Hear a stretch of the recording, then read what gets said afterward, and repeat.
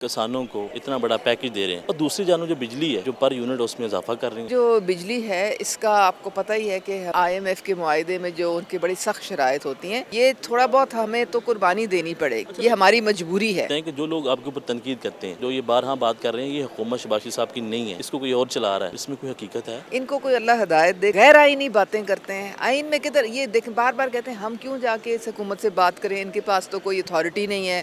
جن کے پاس اتھارٹی ہے ہم تو ان سے بات کریں گے. یعنی یہ اسٹیبلشمنٹ سے بات کرنے کے زیادہ خواہش مند ہے بنسبت جمہوری لوگوں سے. کہاں آئین میں لکھا ہے کہ اسٹیبلشمنٹ سے جا کے بات کریں؟ جو محمد زبیر ہیں آپ کے سابقہ گورنر، تو یہ بات کرتے ہیں کہ مریم صاحبہ نے کہا تھا کہ باجوہ صاحب سے بات کریں، اور بات انہوں نے کہا پھر کسی کو پتہ نہیں چلنا چاہیے. وہ الزامات لگا رہے ہیں، اس میں کتنی حقیقت؟ الزامات لگانے تو بڑے آسان ہوتے ہیں. جو محمد زبیر صاحب ہیں ان کی آپ کو پتہ ہے اختلافات پارٹی کے ساتھ چل رہے ہیں. یہ بات آپ نے کرنی تھی تو اس وقت کرتے. اب تو یہ بات کیا کرنے سے فرق پڑتا ہے؟ سراسر جھوٹ پہ مبنی ہے بات. کوئی ان کے پاس ایویڈنس نہیں ہے، کوئی ثبوت ہے تو لا کے دکھا دیں تاکہ قوم کو بھی پتہ چلے کہ صحیح کیا اور غلط کیا ہے. نوجوانوں کے لیے آپ کا کیا پیغام ہے جو یہ چاہ رہے ہیں کہ وہ پاکستان سے باہر جائیں اور وہاں جا کے روزی روٹی کمائیں؟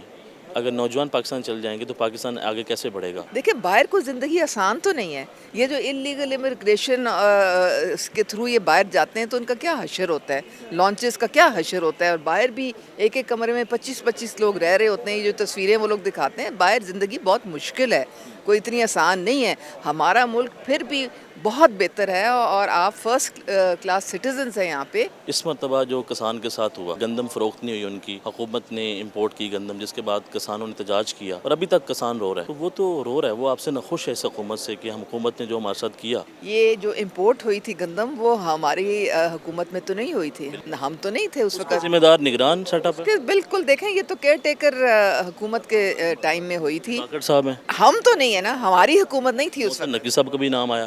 دیکھیں جو اس وقت ہے ان سے جواب دہی تو کرنی پڑے گی. اور انکوائری کمیشن بھی بٹھایا گیا تھا، جو اس کی فائنڈنگز آئی ہیں اس کے مطابق بات آگے بھی اب چل رہی ہے. پتہ چلے گا قوم کو کہ کون اکاؤنٹیبل تھا. پنجاب میں جو کسان کارڈ ہے 400 ارب اس کے لیے جو مختص کیا گیا ہے